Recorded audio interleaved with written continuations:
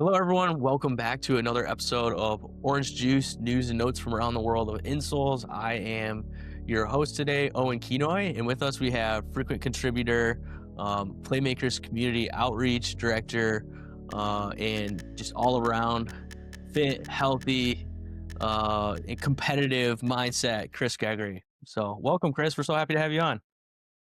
Yeah, thanks, Owen. Appreciate you doing have another episode where I'm joining in and happy to talk to you. Absolutely. So, for those of you who maybe have not seen previous episodes that Chris is in, we've talked a lot about Chris's journey, including fitness specifically, and how he's grown really just from being a runner as something he kind of picked up to do in college, all the way to completing Ironman events and marathons and being competitive in doing so as well. We've also talked about Chris has helped us with his background from Playmakers, a shoe, especially shoe store, running store, and he helped give a ton of great tips in our second episode, just as far as um, how to find the best shoes for you and your specific activity. So absolutely check that one out. But today we wanted to talk a little bit more about nutrition. The new year is right around the corner. This podcast is going to be released week of Christmas. So now's a great time just to look ahead to the new year. And I know a lot of people tend to want to eat healthier. So we're just going to hit on some general best practices that we found to be useful for ourselves. But it's important to note that everyone has unique nutritional needs. These are general guidelines. And if you are interested in learning more, definitely consult a professional for a plan catered to you. But with that said, hopefully we can give you some good tips just on what we've done to be better fueled, more fulfilled throughout the day when we're busy and on the go. So, with that said, Chris, I don't know if you had anything to add on the topic, but why? I guess my question to you starting out is why is it important to fuel your body, or like what is kind of the general scoop? You can't just eat cookies and soda, right? You got to put good stuff in your body. Correct. Yeah, essentially, I would when I was personal training, I would always remind my clients, and this is just across the board, like water is your most important nutrient. Like even if you're eating those comfort foods and holiday treats and such, um, water is just critical. Period. Helps with keeping energy levels up, helps with digestion, helps with, clearing out your kidneys and your liver. Those are our detox organs.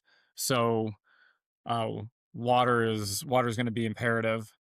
So even if you are eating those foods, if you're kind of keeping minimal with maybe the beverages you're drinking, whatever it might be, too much eggnog, if it's alcoholic drinks or sugary stuff, if you remove all of that and you're drinking plenty of water, that right there will help you big time. So I always like to start with that, and then from there, if you are if a person is eating too many sugary foods, essentially that can cause insulin spike, and then energy level crashes. So it doesn't allow for consistent energy throughout the day. Um, that's really the big thing. There's not a lot of fiber in those foods. They're not very calorie dense, or they're calorie dense, but they're not nutrient and fiber dense. So Right. it's very easy to overconsume them. So then you have these, these very inconsistent energy levels and crash, with like insulin surge and then that spike and crash. So yeah, watching out for that is really important. And then if trying to get in those quality foods where more nutritionally dense, getting good vitamins, minerals, um, then it can sustain better, more consistent energy levels throughout the day, essentially.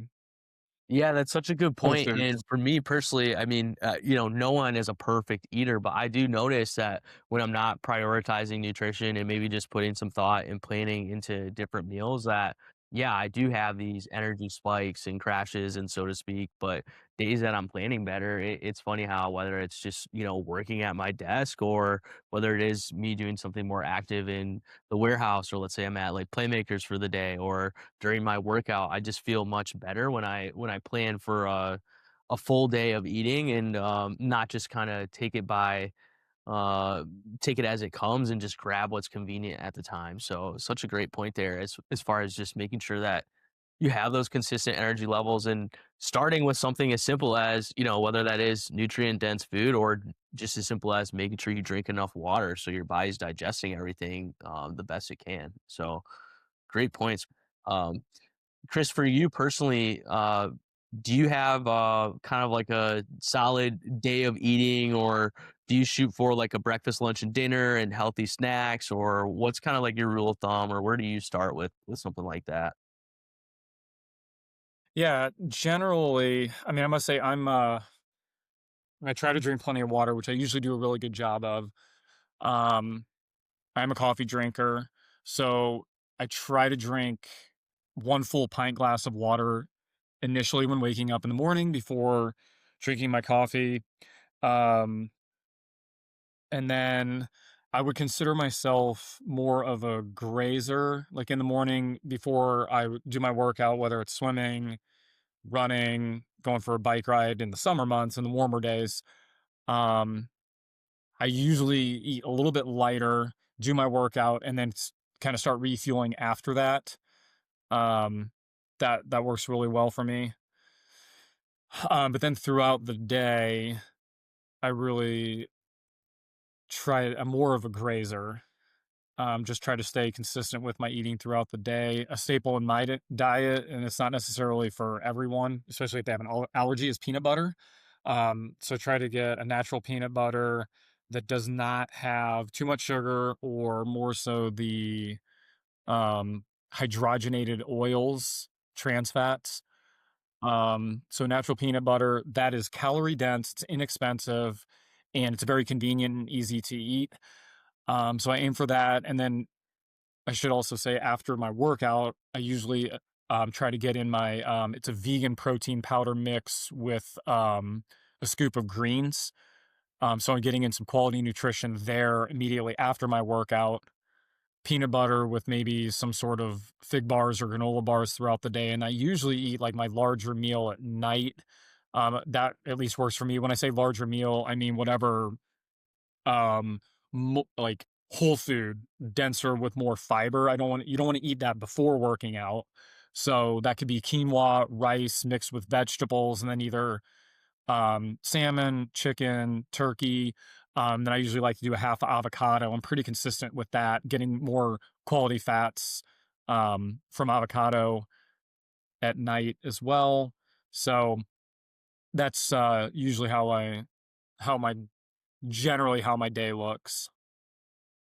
Yeah, and that's interesting that you mentioned, like kind of consistently incorporating those nutrient dense, like snacks or meals or routines or whatever you want to call them, whether that's with your protein powder or your peanut butter and whatnot. Yeah, lately for me, I've had um, a trail mix that has been awesome, where it just has like dried cherries, dried cranberries, almonds, peanuts Yep. in there, and I think some pecans as well. But just like that mix, like mixing something like that in opposed to, like a bag of chips, it's just funny how much better that works out for me and how I'm not as hungry throughout the day when I'm strategically planning, those smaller things. Um, Chris, as far as breakfast goes, I know you said you do uh protein shakes, but anything else you recommend for people? I know that my wife does eggs every morning, a couple of eggs and whatnot as a good source of protein. But I think the idea with breakfast is mostly just to avoid those like really fatty breakfast meats and whatnot and the sugary coffees and processed juices and whatnot. Is that kind of what you see as the key for breakfast? Yeah, I would agree with that 100%. There's a lot of marketing that went into that. And I've actually watched, my wife and I have watched some documentaries recently to hear more about just over a century ago, the whole cereal industry. Kellogg's and then General Mills, so like Uh, Battle Creek and then Minneapolis. Really interesting, but basically, what initially was corn and then wheat and then oat based stuff, then in the 30s and 1930s and 40s got transformed into a sugary meal with milk, which was that was kind of also like pushed by the dairy industry. Um, so it's really interesting. And then this that was like the staple. But then aside from that, it's the same with like bacon, eggs, and toast. Like that's a lot of saturated fat, primarily from the bacon. I know, eggs, they'll say like eggs are healthier, but it's still it's more so the bacon, and then you got the eggs, and then toast. Toast is that's really simple carbohydrates. I mean, depending on the type of bread that it is, but that's kind of right. what Yeah. has been like sold to us throughout the years. Like this, it's either bacon, eggs, and toast, or like cereal and milk. Uh, Yep. well, I mean, it's like, what about, I don't know, nut butter and a banana? You get healthy fats. It's a little bit calorie dense with a whole food like a banana, or grapefruit or oranges, and then maybe mix in some ground turkey with some vegetables, something like that. You got to find what works for you, and also like sometimes flipping it, and like what are known as like traditional breakfast foods, pancakes and syrup, right? Waffles or whatever it might be, English muffins. Like, make sure you're getting some protein and some healthy fats mixed in there, not just carbs. Once again, timing. I do that before I work out because you don't want um, really thick, heavy foods or too much fiber in your stomach. You want carbs pre Of course. workout, and then more so like protein post or later in the day. Carbs to start your day, protein later in the day, because then your body repairs when you're sleeping. But essentially finding what works for you and what's appetizing, and not necessarily just going for like traditional breakfast foods that's kind of been sold to us by the the the breakfast and food industry. Yeah. Um, So sometimes I flip it and I drink my protein powder with greens for breakfast. It's like, well, that's liquid. Like, you can't do that. And it's like, well, why not? If it's a vegan protein powder with greens, a greens powder mixed in, that's, giving me good fuel, good nutrition. I feel satisfied and full. Um, what's wrong with that? Or then once again, fig bars with peanut butter or almond butter. It's just different. You can eat breakfast foods for dinner, and you can eat dinner foods for breakfast. Food is food. Food is fuel. 100%. Such a good point.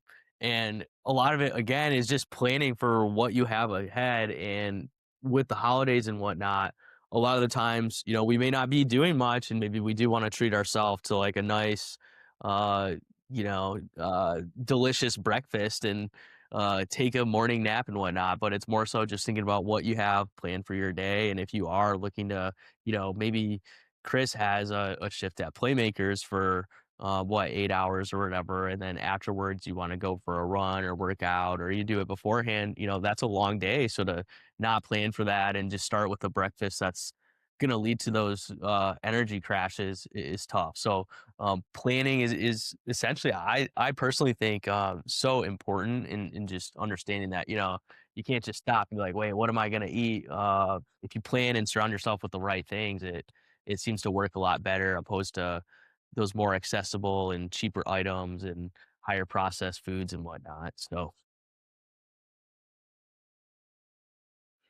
Chris, if someone is on a budget or just maybe like a little overwhelmed with this idea of like completely making over their diet and nutrition, and maybe they are someone who has relied on a lot of these like quick and easy go items, or they've always had their fix for like a sweet tooth or whatever. What are a few things they could maybe do to start so as not to intimidate them, or just to make it simple? Yeah, that's a good question. I should say that last point you made, and essentially, I think this is kind of what I described as planning ahead, and planning out your day, or even your week. Like meal prep can be a great thing. Sometimes simplifying what you're eating, and it can be boring, but if you kind of lay things out for the week and you know what you're eating, and even if it's pretty similar day to day, it saves time, it saves mental energy, and in a lot of instances too, it does save money. And then I'll continue on as I answer your question. And I forgot to mention this one too. Another great staple is oatmeal. Oatmeal, and you can flavor it up with a little bit of cinnamon, or maybe just a bit of like brown sugar, or shoot, put blueberries or raspberries in there, mix in a fruit, bananas, whatever it might be. Um, Inexpensive, filling, and loaded with fiber. Um, and you can get a canister of oats, and it's just a quick prep in the morning, and you're ready to rock and roll, and that will be a good sustainable fuel throughout your morning. And then ways to save money. I mean, you can get a 5 pound bag of rice from Aldi for like $6. 5 pounds of rice that lasts quite some time. That quinoa is a little more expensive, but it's still quinoa. Not only has is good carbohydrates, but it has a little bit of healthy fat in there and some protein. So it's a good blend of all three of those macronutrients. Pretty inexpensive as well. So I think if you plan ahead and prep and say, okay, this week it's rice, jasmine rice is what Michelle and I like to eat. Uh, Yep. get some veggies. Uh, you know, cook up a blend of veggies in the wok. Peppers, maybe some onions. You could go broccoli. You could go green, like beans or whatever it might end up being. Put that, mix it with your quinoa or your rice, and then find a way to get some protein mixed in there, whether it be chicken, turkey, um, or some sort of a fish like a salmon, tuna, whatever it might be. Yeah, it's So so interesting you yeah, say that, plan Chris, ahead, prep. because for me, just in the last week before, and Chris and I didn't talk about this specifically beforehand. My wife and I have prepped rice, sweet potatoes, Oh yeah, chicken, and like lean ground beef, and just having those like already prepared, and then doctoring them up with, like you said, like a few vegetables or healthy fats or whatever it is, makes for such a simple meal. And for us, we have two little ones, so it's like to stop and make a meal is to let them basically go through the living room and take out all their toys and throw them all over or whatever it is. So as easy as it can be, it is important for us. So yeah, it's so funny you say that about just having those few things prepped ahead of time, to help with everything.